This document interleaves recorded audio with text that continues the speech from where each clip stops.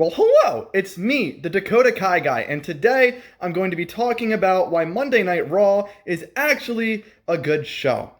Now, this opinion might be a little controversial because people like to go around preaching how bad and terrible of a program it is. However, I am here to oppose that view.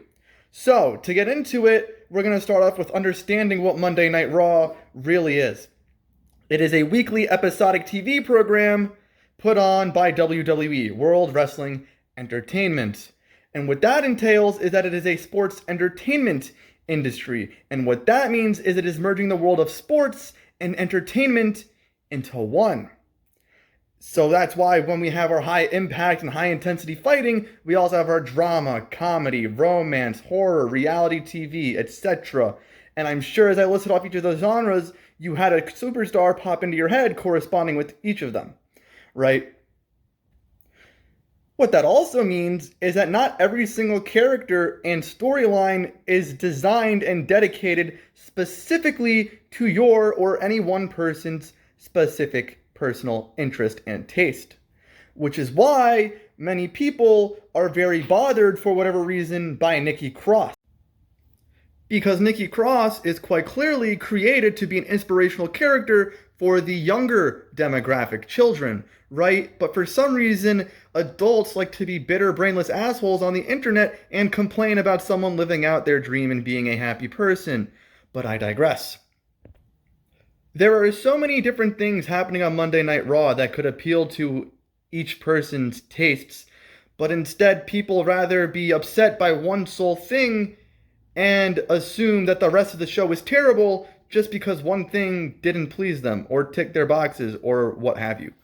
Which is very irrational, right? Just because one thing is bad doesn't mean everything around it is bad. There's plenty of different things happening to cater to different interests. We have Charlotte Flair, who, by the way, is fantastic, and I don't want to hear anyone ever again say that she doesn't put talent over, because she is doing a tremendous job with Nikki Cross, and at the end of the day, Charlotte Flair is just doing what Charlotte Flair is being told to do, and Charlotte Flair is being told what she's being told to do because she's Charlotte Flair.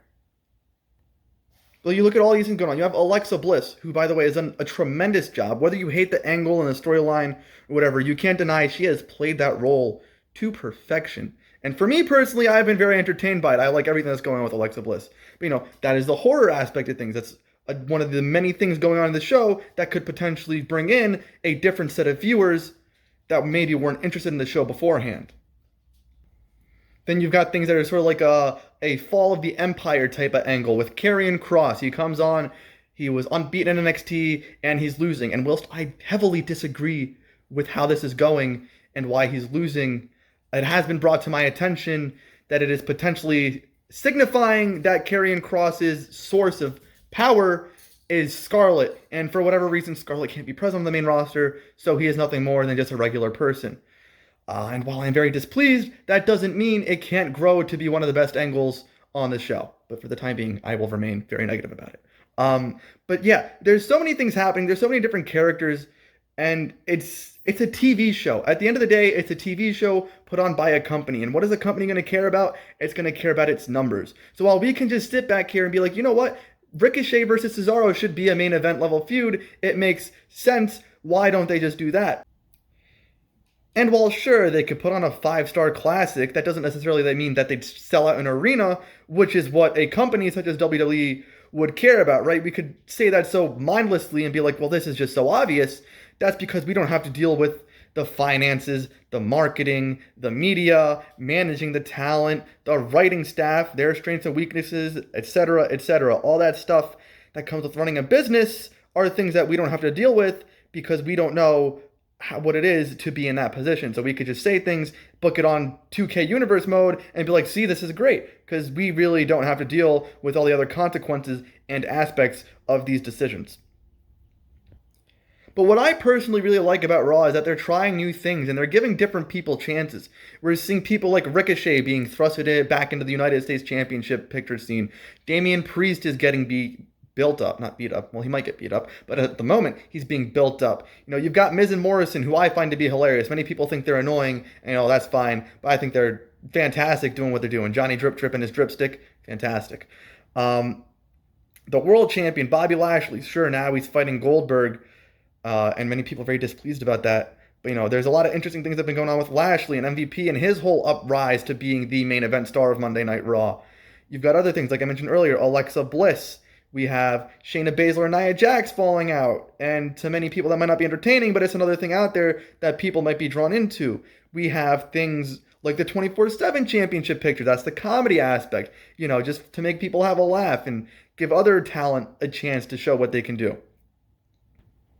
You have the tag title scene, AJ Styles and Omos. AJ Styles is partnered with this mammoth of a man, and they're doing all these fun tag team things, and it's great, right? And whilst the tag team division isn't taken the most seriously, there's still some very entertaining aspects to what's going on over there.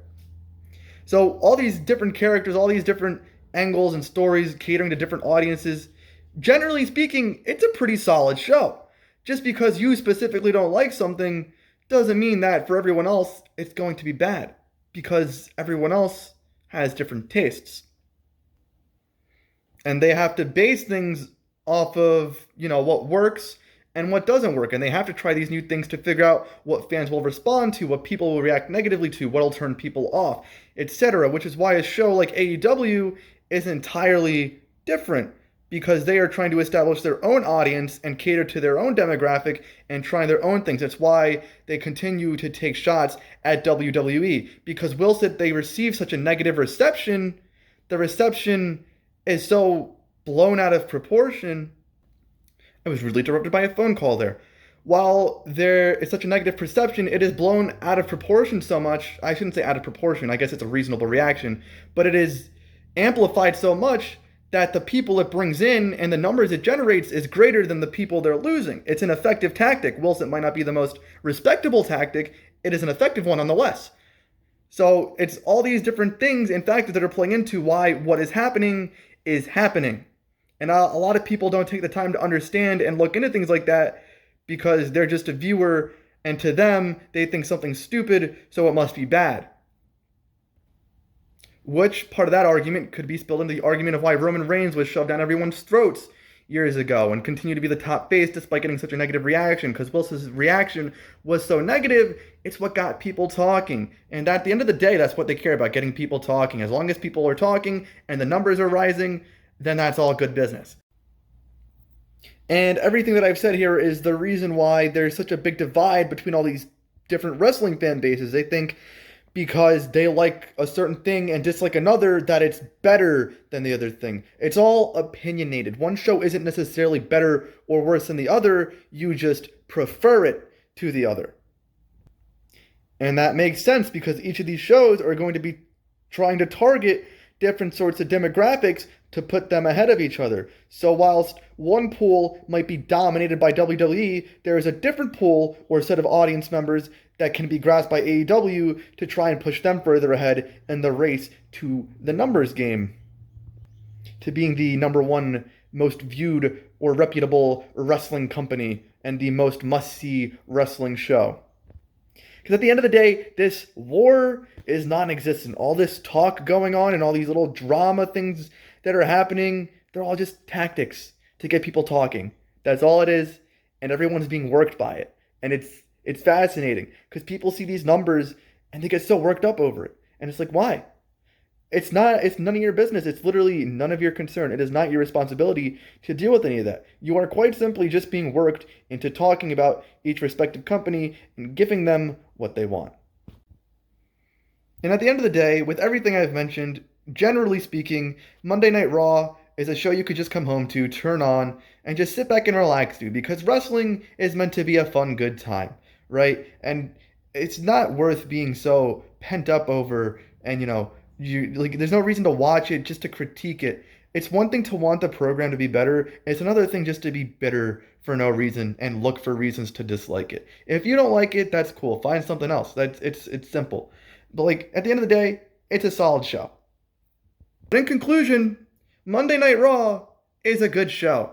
And that is undisputed. And with that cliche out of the way, the video is over. So, Thank you for watching. If you enjoyed, leave a like, subscribe. That would be very appreciated. Leave any feedback you have down below if you have any arguments or just general feedback, what have you. So comment below. And thank you for watching. I'll see you in the next video.